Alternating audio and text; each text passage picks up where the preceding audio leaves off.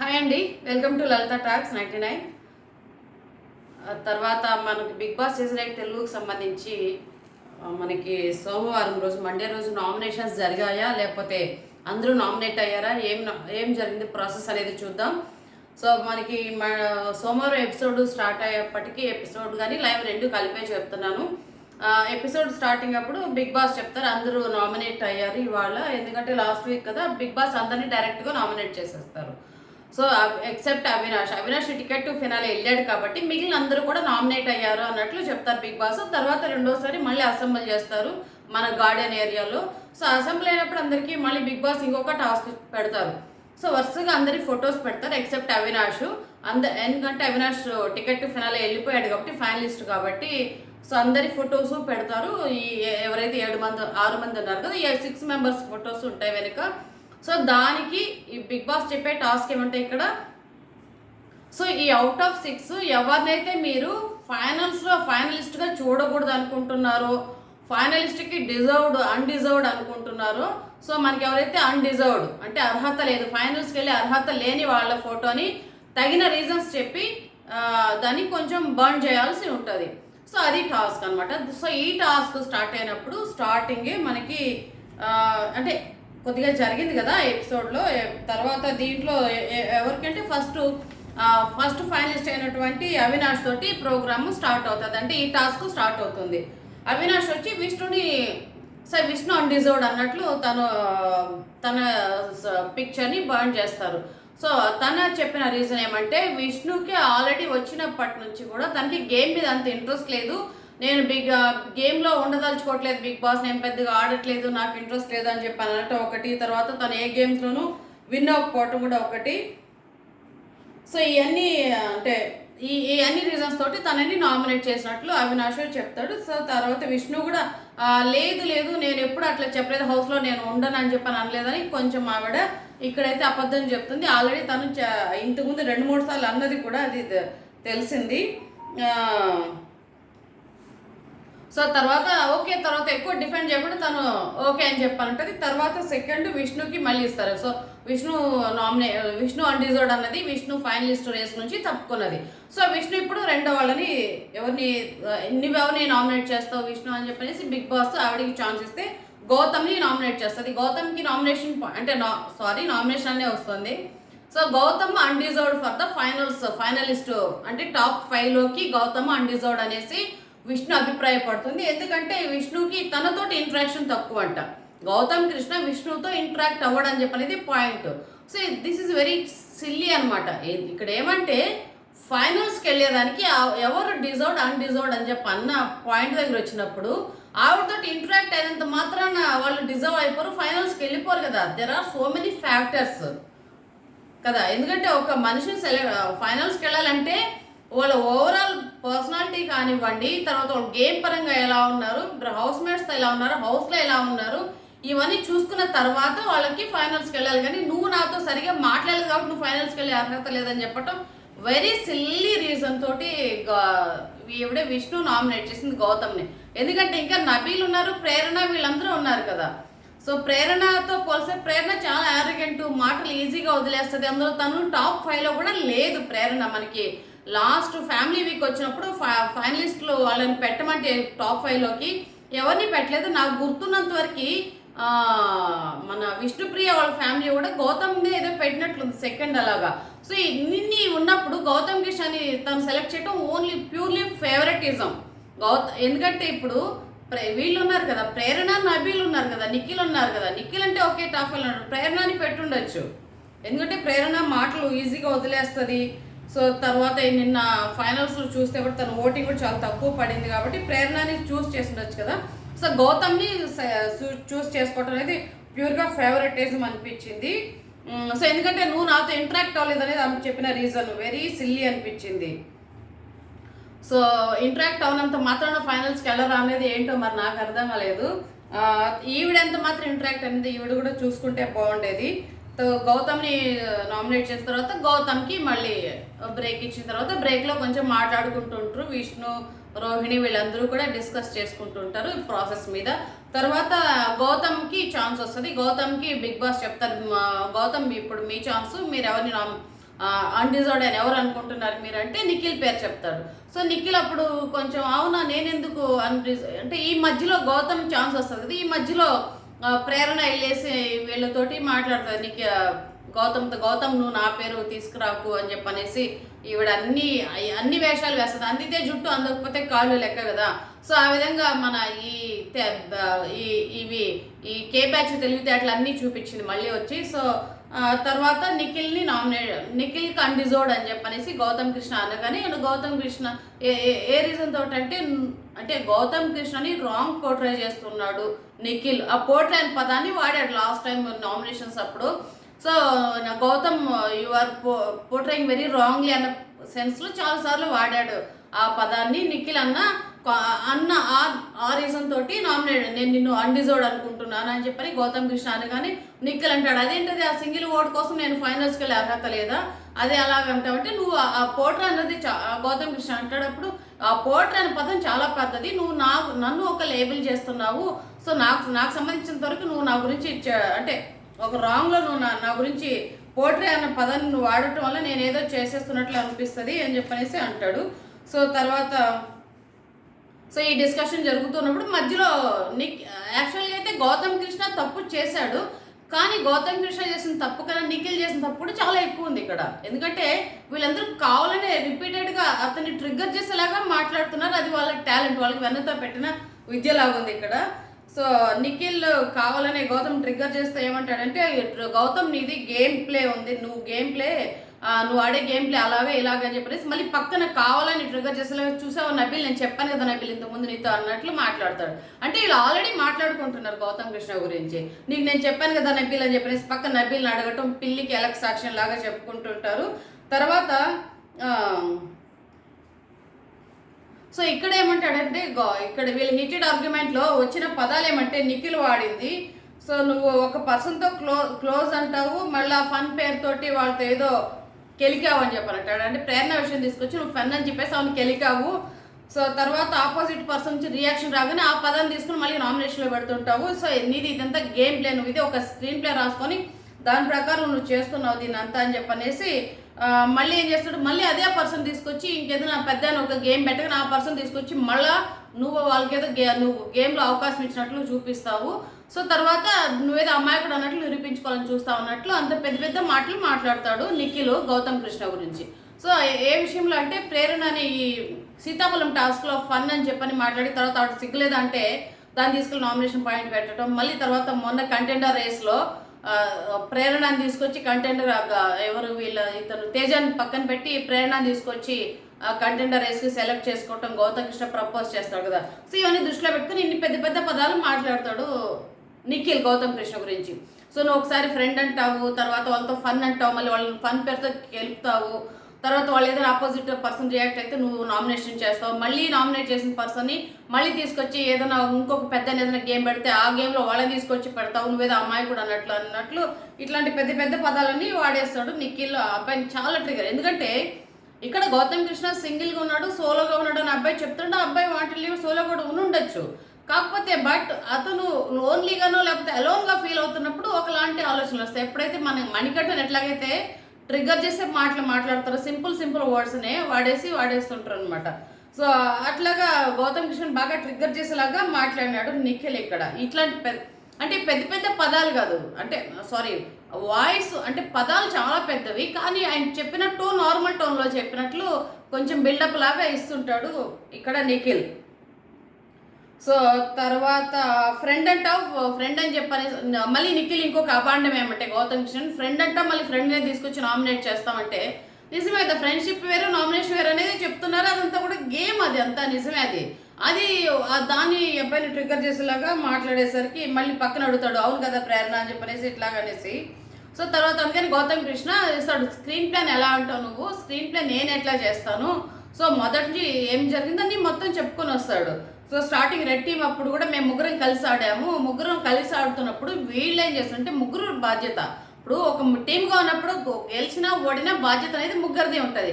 కానీ వీళ్ళు ఏం చేశారు, ప్రేరణ అండ్ యష్మి గౌతమ్ కృష్ణ టార్గెట్ చేసి సో నీ వల్ల నువ్వు సరిగా ఆడలేదు, నీ వల్ల గేమ్ ఓడిపోయినావు అని చెప్పనేసి. ఎందుకంటే ముగ్గురు ఉన్నప్పుడు ఇద్దరు కరెక్ట్గా ఆడితే గెలుస్తారు, కానీ ఒక్కడు ఆడకపోయినంత మాత్రం ఓడిపోయేది ఏమి ఉండదు కదా. ఆ చిన్న లాజిక్ కూడా మిస్ అయ్యేసి ఆ అబ్బాయిని టార్గెట్ చేసి మళ్ళీ పక్కన పెట్టేశారు. సో ఇక్కడ నా స్క్రీన్ ప్లే లేదు కదా, వాళ్ళే నన్ను పక్కన పెట్టారు అనేది ఆ పాయింట్ మీద నేను నామినేట్ చేశాను. తర్వాత ఇదే విషయంలో మళ్ళీ యష్మి అండ్ ప్రేరణ ఆడుతున్నప్పుడు ఆ వాటర్ ట్యాంక్ అప్పుడు మన నిఖిల్ వెళ్ళేసి వాళ్ళు భయంకరంగా లాగటం పీకటం అవన్నీ చేస్తాడు. సో ఆ విషయాన్ని కూడా మనోడు నామినేట్ చేస్తున్నాడు గౌతమ్ కృష్ణ. ఇంతకుముందు నిఖిల్ నువ్వు ఇట్లాగా వాళ్ళ మీద దురుసుగా ప్రవర్తించడం, వాళ్ళ మీద ఎక్కువ కండబలం చూపించడం నచ్చలేదని కూడా మాట్లాడుతుంటాడు. సో అక్కడ నా స్క్రీన్ ప్లే లేదు కదా అనేది గౌతమ్ కృష్ణ పాయింట్. నువ్వు అది జరిగిన సర్కమ్స్టాన్సెస్లో నేను మాట్లాడాను, కానీ నువ్వు నన్ను స్క్రీన్ ప్లేని ఎలాగంటావు అని చెప్పనేసి మాట్లాడుతూ తర్వాత ఈ శాంటాస్కి వచ్చినప్పుడు కూడా, ఎందుకంటే వీళ్ళు ఈ మెగా చీఫ్ వచ్చినప్పుడు వాళ్ళు అంటే ప్రేరణ మెగా చీఫ్ అయినప్పుడు వాళ్ళు కూర్చున్న ఆ బోన్లోకి శాండ్ మూటలు ఇసిరేసేటప్పుడు కూడా మేము బయట నుంచి తన గేమ్ ప్లే చూసాం కాబట్టి ప్రేరణని సపోర్ట్ చేస్తాం, దాంట్లో నా స్క్రీన్ ప్లే ఏముంది, నేను అప్పటికప్పుడే నేను స్క్రీన్ ప్లే చేయలేదు కదా అని చెప్పని అంటాడు. తర్వాత ఎవిక్షన్ షీల్డ్ అప్పుడు కూడా వీళ్ళు ఏం చేస్తారు, ప్రేరణ వచ్చి తను ఎగ్గు వేసేస్తుంది, గౌతమ్ కృష్ణ ఎగ్గు వేసేసి యష్మి ఎగ్గు ఎందుకు వేయలేదంటే తను నా ఫ్రెండ్ కదా నేను ఎలా వేస్తానని చెప్పారంటది. సో అక్కడ కూడా అక్కడ నా స్క్రీన్ ప్లే ఏముంది అని చెప్పేసి అంటాడు. సీతాఫల టైంలో కూడా సిగ్గులేదని తను మాట్లాడింది, సో తర్వాత నా స్క్రీన్ ప్లే ఏముంది అక్కడ అని చెప్పాను సార్. తర్వాత తను సిగ్గులేదని మాట్లాడి తర్వాత పెయింట్ టాస్క్ అప్పుడు పెయింట్ నామినేషన్ టైంలో కూడా గౌతమ్ కృష్ణని తను నామినేట్ చేస్తుంటుంది ప్రేరణ. సో తర్వాత నేను ప్రేరణ నామినేట్ చేశాను. సో ఇవన్నీ ఈ సిచ్యువేషన్స్ అన్నింటిలో కూడా నా స్క్రీన్ ప్లే ఎక్కడుంది, గేమ్ ప్లే ఎక్కడుంది, జరుగుతున్న సిచ్యువేషన్స్ బట్టి నేను రియాక్ట్ అయితే వచ్చాను కదా అని చెప్పేసి గౌతమ్ కృష్ణ చాలా బాగా డిఫెండ్ చేసుకుంటాడు. సో దీన్ని నిఖిల్ అంటాడు, నీకు క్లారిటీ ఏమైనా ఉంటే నామినేషన్ టైంలో నీకు క్లారిటీ లేదు, నువ్వు ఏది పడితే తీసుకొచ్చి నామినేషన్లో పెడుతుంటావు అని చెప్పనేసి అని నిఖిల్ని అంటాడు కదా.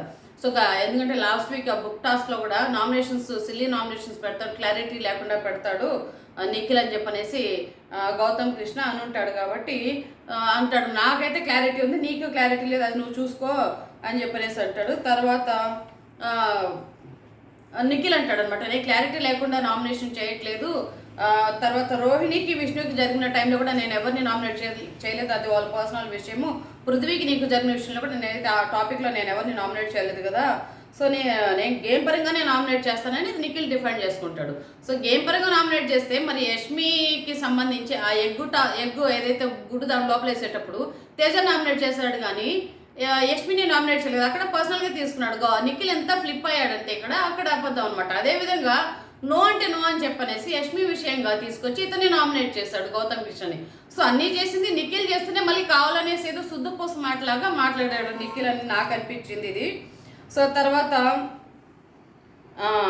గౌతమ్ ఇంకా ఇట్లాగే డిఫెండ్ చేసుకుంటారు, వాళ్ళన్నీ మాట్లాడుతూ ఉంటారు, అంతా ఎక్కువ ట్రిగ్గర్ చేశాడు నిఖిల్ అయితే, బాగా ట్రిగ్గర్ చేశాడని నాకైతే అనిపించింది.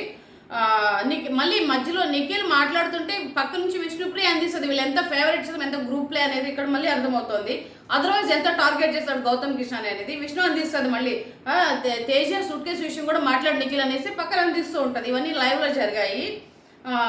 మళ్ళీ అంత ఓవరాల్గా చెప్తాను, నీకు నచ్చినట్లు ఏమన్నా ఆడటానికి రాలేదు గౌతమ్ అంటే, నేను కూడా నిన్ను అందుకే నేను నాకు నచ్చలేదు నేను నామినేట్ చేస్తున్నాను మాట్లాడుతూ ఇట్లాగా మాట్లాడారు. ఈ గొడవలోనే నువ్వు ఎవరిని ప్రేరణ విషయం వచ్చినప్పుడే ఎక్కడో మరి నువ్వు వాళ్ళని వాళ్ళతోటి ఆడేటప్పుడు ఏదో అని చెప్పానంటే ఇక్కడ వెంటనే గౌతమ్ కృష్ణ అంటే ఇక్కడ ఈ అబ్బాయి ఎక్కువ ట్రిగ్గర్ అయిపడి జరిగినవన్నీ చాలా జరిగాయి కదా ఈ హీటెడ్ ఆర్గ్యుమెంట్లో, ఆ అబ్బాయికి కొంచెం ఎక్కువ అయిపోయేసి నువ్వు వాడుకున్నావు యష్మిని, నువ్వు వాడుకున్నట్లు నేనే వాడుకోలేదులే అన్నట్లు ఏదో అంటాడు. సో ఈ పదాన్ని పెద్దదిగా తీసుకొని మాట్లాడుతున్నారు, కానీ ఓకే అది నిఖిల్ అనటం చాలా రాంగ్. అది కాకపోతే రాంగ్ అనేది దాని ముందు ఆ అబ్బాయికి ఆ పదం వచ్చేటప్పుడు చాలా జరిగాయి మధ్యలో, ఇట్లాంటివి చాలా నిఖిల్ వదిలేశాడు గౌతమ్ కృష్ణని. సో నిఖిల్ గౌతమ్ కృష్ణ అనకూడదు, అది 100% రాంగ్, కానీ ఎట్లాగని చెప్పేసి ఇతను ఇది ఎట్లాగైపోతుంది అంటే సో మనకి కొన్ని ఈ మధ్య జరిగాయి కదా, మన ఎగ్ కోడిగుడ్డు దాంట్లో వేసేస్తారు, పాము నోట్లో వేసేసే టాస్క్ అప్పుడు ఎవిక్షన్ పాస్ అప్పుడు తేజ తప్ప ఎవరు యష్మి తప్ప అంటే ఇద్దరిది తప్పే, ఒకరిది ఎక్కువ కొంచెం ఒకరిది ఎక్కువ తప్పుంది, కొంచెం చిన్న తప్పు ఉందేమో అనుకోవచ్చు. అదేవిధంగా యష్మికి నిఖిల్కి మధ్యన ట్రాక్ విషయంలో ఎవరిది యష్మి తప్ప నిఖిల్ది తప్ప అంటే ఇద్దరిది తప్పే. ఇద్దరు ట్రాక్ నడిపారు, ఇద్దరు స్పేస్ ఇచ్చుకున్నారు, ఒకరికొకరు స్పేస్ ఇచ్చుకున్నారు. అదేవిధంగా పృథ్వీను తర్వాత వచ్చి విష్ణుప్రియ విషయంలో ఎవరిది తప్పంటే ఇద్దరిది తప్పే. అది ఇద్దరు ఒకరికొకరు స్పేస్ ఇచ్చుకుంటూ వచ్చారు. ఎందుకంటే ఇప్పుడు పృథ్వీ స్పేస్ ఇవ్వకపోతే విష్ణుప్రియ అంత ముందుకి వెళ్ళుండేది కాదు, నిఖిల్ స్పేస్ ఇవ్వకపోతే యష్మి వెళ్ళుండేది కాదు అంత ముందుకి. సో అదేవిధంగా యష్మి మాట్లాడకపోతే పృథ్వీ మన ఎవరు నిఖిల్ కూడా అప్పుడు స్పేస్ ఇచ్చిండే వాడు కాదు కదా. సో ఈ విధంగా ఎవరిది తప్పంటే ఇద్దరిది తప్పే ఉంది. అదేవిధంగా గౌతమ్ కృష్ణ నిఖిల్ది కూడా ఈ రోజు ఎపిసోడ్లో ఎవరిది తప్పంటే ఇద్దరిది తప్పు ఉంది, ఇద్దరు మాట్లాడారు. సో ఈ అబ్బాయి కొంచెం ఎక్కువ తప్పు గౌతమ్ కృష్ణకి కొన్ని వర్డ్స్ వాడేస్తాడు అనమాట. నువ్వు యష్మిని వాడుకున్నావు అనే పదాన్ని, తర్వాత వచ్చి మూసుకొని కూర్చో అని చెప్పడం అనేది రెండు పెద్ద పదాలే గౌతమ్ కృష్ణ వాడింది. కాకపోతే ఇది ముందు పృథ్వీని బొచ్చు పీకా అనేది మాట్లాడతారు, అది అసలు అనలేదు గౌతమ్ కృష్ణ. కానీ వీళ్ళందరూ అన్నట్లు దాన్ని తీసుకొచ్చేస్తున్నారు. కానీ అది ఏం పీక్కుంటావు పీక్కు అన్నట్లు మాట్లాడాడు. అది రొటీన్ ఫ్లోలో మాట్లాడుతుంటారు మామూలుగా కోపం వచ్చినప్పుడు. దాన్ని ఈ పిల్లోడు ఇంత చేస్తే అదేదో పీక్ అడేసేది. అతనేం పక్క తప్పు అయిపోలేదు పృథ్వీది, ఇతన్ని తప్పు అయినాడు పీక్కు అని చెప్పనటము. సో అట్లాగా జరిగింది. ఇద్దరిది రాంగ్ అయితే ఇద్దరికి ఉంది. నేనైతే నిఖిల్ ఏదో శుద్ధపోస గౌతమ్ కృష్ణ తప్పనేం కాదు, ఇద్దరిది తప్పు ఉంది. ఇద్దరు అట్లాగే హీటెడ్ ఆర్గ్యుమెంట్ చేసుకున్నారు. జరిగిన సిచ్యువేషన్స్ అన్ని కూడా అట్లాగే వచ్చాయి. From the beginning of the game అనమాట. డే 1 నుంచి కూడా నిఖిల్ చాలా సేఫ్గా ఆడుతున్నాడు. సో ఈ రోజు ఏదో కొంచెం ఎక్కువ ఓవర్గా రియాక్ట్ వచ్చేసరికి గౌతమ్ అంటాడు, మరి ఇప్పుడు ఎందుకు ఇంతగా అరుస్తున్నావు అంటే ఇది లాస్ట్ ఛాన్స్ కదా అంటాడు. అంటే ఇన్ని రోజులు మాస్క్ వేసుకున్నాడు కదా, సో ఇప్పుడు లాస్ట్ ఛాన్స్ అనేసి ఇప్పుడు అరవటానికి ఇన్ని రోజులు మాస్క్ వేసుకున్నాం అనేది ఒకటి వస్తుంది. సో తర్వాత నిఖిల్ పిక్చర్ అయితే బర్న్ అయిపోతుంది. తర్వాత నిఖిల్కి ఛాన్స్ వస్తుంది. నిఖిల్ రోహిణిని అన్డిజర్వ్డ్ అని చెప్పని అంటాడు ఫైనలిస్ట్. ఎందుకంటే ఇప్పుడు మిగిలింది రోహిణి, నబీలు, ప్రేరణ, ముగ్గురు మిగిలితే నిఖిల్ ఏమంటే ప్రేరణ, నబీలు వీళ్ళ టీం కాబట్టి ఫేవరెటిజం, గ్రూపిజం. ఇక్కడ ఏం ప్రేరణని బర్న్ చేస్తుండొచ్చు. ప్రేరణ ఆడింది తక్కువ, తను ప్రూవ్ చేస్తున్నది కూడా చాలా తక్కువ. తనలో ఫ్రమ్ ద బిగినింగ్ అంటే ఫైనలిస్ట్ కదా, ఇప్పుడు టాప్ 5లోకి వెళ్ళాలంటే ఓవరాల్ పర్ఫార్మెన్స్ చూసినప్పుడు రోహిణి అందరితోటి అంటే రోహిణి క్లారిటీగా ఉంటుంది, ఎవరితోటి ఏం నోరు పారేసుకోదు, నోరు జారదు, ఒక్క విష్ణు విషయంలో తప్పితే. అప్పుడు కూడా ఎందుకంటే తను చాలా ఎక్కువ మాటలు అప్పుడు చాలా అనిపించుకున్నది కాబట్టి తను ప్రూవ్ చేసుకున్నది. కానీ అదే ప్రేరణ అలా కాదనమాట, అందరి హెల్ప్ తీసుకొని అంటే ఇప్పుడు కూడా ఈ రోజు చూసుకుంటే కూడా మన ఎవరి దగ్గర గౌతమ్ కృష్ణ దగ్గరికి వెళ్ళి నా పిక్చర్ బర్న్ చేయకు. సో ప్రతిసారి ఆవిడ వెళ్ళేసి డీల్స్ మాట్లాడుకుంటుంది ప్రతి గేమ్లో కూడా. కిల్లర్ గర్ల్స్ అప్పుడు కూడా గౌతమ్ కృష్ణ నువ్వు నా హ్యాట్ నాకు ఎందుకంటే హరితేజకి ఇచ్చావు, నా అంటే సేవ్ అయ్యేది, నాకు సేవ్ చేయలేదు కదా నువ్వు అప్పుడు ఇదిగా ఉండే అన్నట్లు కూడా. సో ప్రతి చోట ఈవిడ డీల్స్ మాట్లాడుకుంటుంటుంది. ఈవిడి కన్నా కూడా రోహిణి చాలా డిజర్వ్డ్ టాప్ 5కి వెళ్ళటానికి. కానీ గౌతమ్ కృష్ణ నిఖిల్కి ఏమంటే నబీల్ అండ్ ప్రేరణ ఉండేసరికి వీళ్ళు ఫేవరెటిజం కాబట్టి, వీళ్ళు రాయల్ క్లాన్ అంటే ఓజీ క్లాన్ కాబట్టి వాళ్ళు గ్రూపిజం చూపిస్తూ వాళ్ళిద్దరిని చేయకుండా రోహిణిని నామినేట్ చేస్తాడు. సో రోహిణికి చెప్పిన రీజన్ ఏమంటే నువ్వు నామినేషన్స్లోకి రాలేదు, వాళ్ళు 13 వీక్స్ నుంచి నామినేషన్స్లో ఉన్నారు. సో వాళ్ళు వీళ్ళ ఆడియన్స్ ఓట్స్ నుంచి బట్టి వాళ్ళు సేవ్ అవుతూ వచ్చారు కాబట్టి వాళ్ళు ఉండాలి, నువ్వు నామినేషన్స్లోకి రాలేదు కదా అంటే నువ్వు నామినేట్ చేస్తుండొచ్చు కదా రోహిణిని, నువ్వు సేఫ్ గేమ్ ఆడావు కదా ఇన్ని రోజులు. సో నువ్వు ఎందుకంటే ఎంతసేపు గౌతమ్ కృష్ణ టార్గెట్ చేశారు, గౌతమ్ కృష్ణ టార్గెట్ చేస్తూ తేజాని టార్గెట్ చేసుకుంటూ వచ్చారు మీరు. సో రోహిణి ఏమంటే రోహిణి అవినాష్ ఏం పెద్దగా పెర్ఫార్మెన్స్ లేదు, వీళ్ళకి ఏం టాస్క్ ఆడలేరు, వీళ్ళు జీరో, వీళ్ళు ఎట్లా వెళ్ళిపోతారు అనేసి వాళ్ళని పట్టించుకోండి, వీళ్ళు టాప్ 5లోకి వెళ్ళిపోతారు అనేసి ఎవరైతే టాప్ 5 కంటెస్టెంట్స్ ఉన్నారో వాళ్ళని మీరు టార్గెట్ చేసుకుంటూ వచ్చి వాళ్ళని నామినేట్ చేస్తూ వచ్చారు. కానీ వీళ్ళని నామినేట్ చేయలేదు కదా. సో ఇప్పుడు నామినేషన్ జనాల్లోంచి ఇంకొకటి ఏమంటే జనాలు ఓట్లేసి వీళ్ళని 13 వారాలు తీసుకొచ్చారంటే అది పెద్ద క్వశ్చన్ మార్క్. జనాలు ఓట్లేసి వచ్చారా లేకపోతే వీళ్ళు పిఆర్ టీం వేసినటువంటి ఓట్లు అనేది మనకి అందరికీ అది తెలిసిన సత్యమే. అది ప్రతి ఒక్కరికి తెలిసిన సత్యం ఏమంటే అది జనాల ఓట్లు కాదు. అక్కడ జనాల ఓట్లు చాలా తక్కువ ఉంటాయి. వాళ్ళకి 1000 ఓట్లు పోలేంటే దాంట్లో జనాల నుంచి వచ్చిన ఓట్లు 200, 300. ప్రేరణకి అసలు ఎవరు వేస్తారండి ఓట్లు? ప్రేరణ ఉన్న నోటి దోలకి ఆమె ఎవరికి తెలుసు చెప్పు? రోహిణికి ప్రేరణ ఇద్దరిని తీసుకుంటారు, రోహిణి, ప్రేరణ, నబీల్ వీళ్ళు ముగ్గురులోకి తీసుకుంటే నామినేషన్స్లోకి వస్తే రోహిణికి ఎక్కువ ఓట్లు పడతాయి. కానీ వీళ్ళిద్దరికి ఓట్లు పడవు. జనాల యాక్సెప్టెన్సీ అనేది కూడా రోహిణికే ఉంటుంది, కానీ వీళ్ళిద్దరికి యాక్సెప్టెన్సీ తక్కువ. వీళ్ళు పెద్దగా తెలియదు ఎవరికి. రోహిణి 10 years నుంచి ఇండస్ట్రీలో ఉంది, ఆమె ఆవిడ ఉన్న క్లారిటీ తెలుసు అనమాట. ఆవిడ ఎలాగైనా ఎంతో కొంత ఒక సెలబ్రిటీ లాగానే. ప్రేరణ అనేది ఎవరికి తెలియదు, నబీల్ ఎవరికి తెలియడు, సో వాళ్ళకున్న పిఆర్ టీమ్ తోటి వాళ్ళు ఓట్లు వేయించుకొని ఇక్కడ దాకా ఉన్నారు తప్పితే వాళ్ళు చేసిన ఏదో చేసిన వల్ల నామినేషన్స్కి వెళ్ళారు. పక్కన పిఆర్ టీం ఉంది వాళ్ళకి ఎట్లా సేవ్ చేయడానికి వాళ్ళు వచ్చారు. ఇంకా విష్ణుప్రియ చెప్పాలంటే ఆవిడకున్న అగ్రిమెంట్ అంతే, ఆవిడ టాప్ అయ్యేదాకా ఆవిడకున్న అగ్రిమెంట్ ఆవిడ అగ్రిమెంట్ ప్రకారం ఆవిడ కంటెంట్ ఇచ్చుకున్నది. పృథ్వీ వెళ్ళగానే అసలు ఏం పెద్దగా పట్టించుకొని కూడా తనకేం ఆ ఫీల్ కూడా ఉన్నట్లు కనిపించలేదు ఆవిడ, అంటే అప్పటిదాకా ఆవిడ ఇచ్చిన కంటెంట్ లెక్కనే కనిపించింది. సో ఈ విధంగా ఓవరాల్గా చూస్తే నాకు అనిపించింది ఏమంటే రోహిణికి ఎక్కువ డిజర్వింగ్ ఉంది వీళ్ళు నబీలు ప్రేరణతో పోలిస్తే.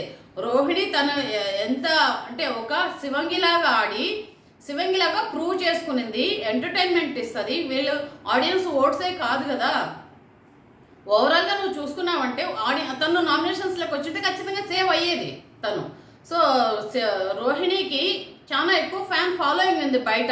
ఇప్పుడు ఈవెన్ నేనే ఒక కామన్ ఆడియన్గా తీసుకుంటే రోహిణికి మనలాంటి వాళ్ళందరూ రోహిణికే ఓటేస్తాం వీళ్ళు ముగ్గురు ఉన్నప్పుడు. ఎందుకంటే రోహిణికి ఉన్న ఫ్యాన్ ఫాలోయింగ్ అలా ఉంది, తను మామూలుగా జనాల్లో ఎప్పుడు ఉంది. సో తర్వాత ఓవరాల్ పెర్ఫార్మెన్స్ రోహిణిది మనం చూస్తే కనుక హౌస్లో రోహిణి ఎంటర్టైన్మెంట్ ఇస్తుంది, హౌస్ మొత్తాన్ని చూసుకుంటుంది, అందరికీ ఎవరిని హర్ట్ చేసేలాగా మాట్లాడదు, మనుషుల మధ్యలో చిచ్చులు పెట్టదు, పుల్లలు పెట్టేది, బ్యాక్ బిచ్చింగ్ చేసేది ఏమీ చేయలేదు వీళ్ళిద్దరితో పోలిస్తే. అదే ప్రేరణ నబీలు డీల్స్ పెట్టుకుంటారు, అందరి దగ్గరికి వెళ్ళి బ్యాక్ బిచ్చింగ్ చేస్తారు, ఆ తర్వాత పిఆర్ టీం పెట్టుకొని ఉంటారు. ఎక్కడ వాళ్ళు గేమ్స్ ఈ మధ్యలో అయితే పెద్దగా కనిపించలేదు వాళ్ళది. సో ఈ విధంగా ఓవరాల్గా చూసుకుంటే రోహిణికి ఉంది డిజర్వ్ టాప్ 5కి. కానీ నిఖిల్ ఇక్కడ సేఫ్ గేమ్ ఆడుతూ వాళ్ళ క్లాన్ గెలిపించుకొని ఫేవరెటిజం గ్రూపిజం చూపించాడు. నిఖిల్ చెప్పినంత శుద్ధపోస ఏం కాదు, మిగిలిన వాళ్ళు చెప్తున్నంత శుద్ధపోస అయితే కాదు. నాకైతే 100% నేను చెప్పగలను నా విషయాన్ని, నా పాయింట్ ఆఫ్ వ్యూలో. సో తర్వాత ఇక్కడికి ఓకే అదేంటది నామినేషన్స్ రాకపోవటం నా తప్పేం కాదు కదా, రోహిణి డిఫెండ్ చేసుకుంటుంది, ఓకే సరే కానివ్వండి అనేసి తను పిక్ బర్న్ అయిపోతుంది. తర్వాత మిగిలింది ప్రేరణ అండ్ నబీల్ కాబట్టి వీళ్ళిద్దరికి బిగ్ బాస్ ఇంకొక టాస్క్ ఇస్తాడు. ఈ టాప్ 4 అంటే బాటమ్ 2లో ఉన్న వాళ్ళని తీసుకొచ్చి, ఎందుకంటే ఒక యాక్షన్ రూమ్కి తీసుకొచ్చి ఒక 2 బ్లాంక్ చెక్స్ పెడతారు. వీళ్ళకి ఏదైతే ప్రైజ్ మనీ 54 lakhs ఉందో దాంట్లోంచి వీళ్ళు కనుక కొంత అమౌంట్ బిగ్ బాస్కి దాంట్లో చెక్ మీద రాస్తే ప్రైజ్ మనీ నుంచి డిడక్ట్ అయిపోతుంది. వీళ్ళు ఒక్కళ్ళు సేవ్ అవుతారు, ఆ ఒక్కళ్ళు టాప్ 5కి వెళ్తారు. సో అలాగే పెట్టినప్పుడు ప్రేరణ ఒక అమౌంట్ రాస్తుంది, తర్వాత నబీలి ఒక అమౌంట్ రాసి చెక్స్ లోపల పెడతారు. సో తర్వాత మళ్ళీ బయట గార్డెన్ ఏరియాకి పిలిపిస్తాడు బిగ్ బాస్. సో దాంట్లో రాసిన వీళ్ళు ఎవరితో చెప్పకూడదు, ఎవరికి చూపించకూడదు అన్న కండిషన్ మీద బయట తీసుకొస్తారు. సో వీళ్ళు చెక్ మీద రాసేటప్పుడు నబీల్ కొంచెం ఆలోచించి లాస్ట్లో రాస్తాడు.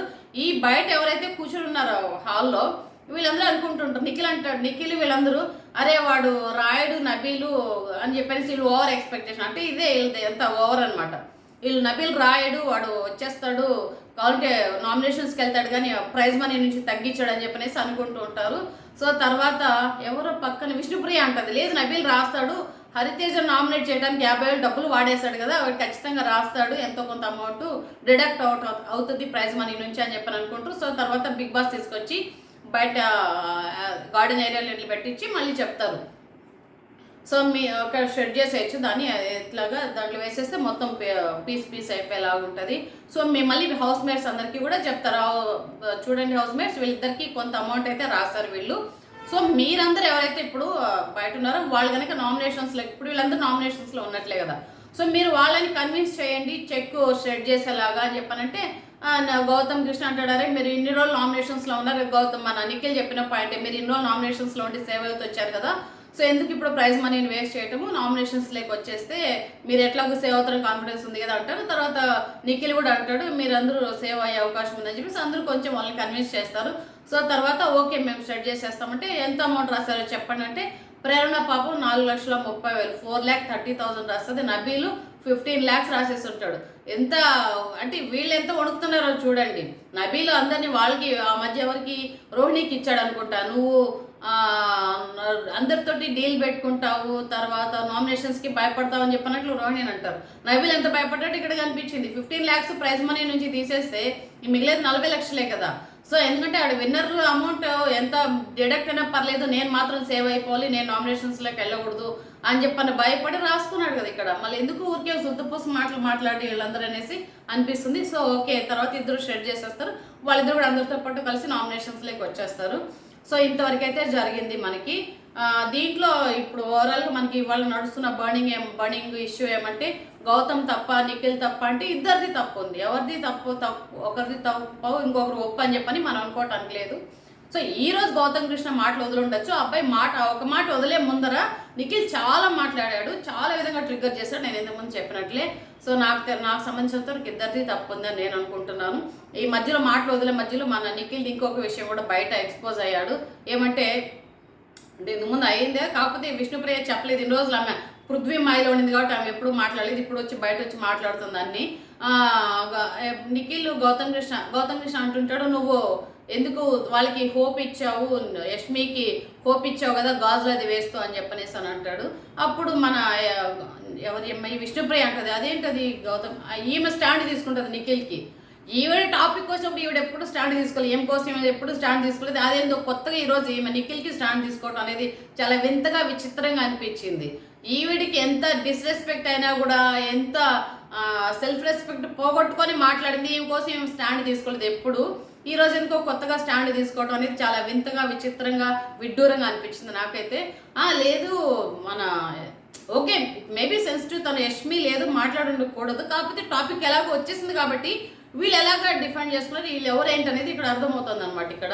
సో గౌతమ్ కృష్ణ ఆ ముక్క అనగానే ఈవిడ పక్క నుంచి విష్ణు అంటది, అదే అలా అనుకో గౌతమ్ నిఖిల్ నాకు కూడా గాజులు వేశాడంటే ఈయన గాజులు కృష్ణ అయ్యామని నాకు అనిపిస్తుంది. నేను అందరికీ గాజులు వేసాడు, అందరికీ పులిహోర కలిపేశాడు హౌస్లో. సో ఈమెకి కూడా గాజులు వేసాడంట. అదేంటో అసలు ఎక్కడైనా ట్రయాంగిల్ చూసాం కానీ ఇది రకరకాలుగా ఉంది ఇక్కడ. సో ఫస్ట్ నిఖిల్కి ట్రై చేశాను అని చెప్పానంట అది విష్ణు. మళ్ళీ నిఖిల్ ఏమో ఎవరికి యష్మికి ఏదో మరి యష్మికి అంటారు, మళ్ళీ యష్మి ఏమో ఫస్ట్ పృథ్వీకి అన్నది. ఏంటో ఇది మనకు అర్థం కాదనమాట. ఇదేదో మనము ఆ డాట్స్ కలపడానికి కూడా మన వల్ల కానీ డాట్స్ ఉన్నాయి ఇవంతా.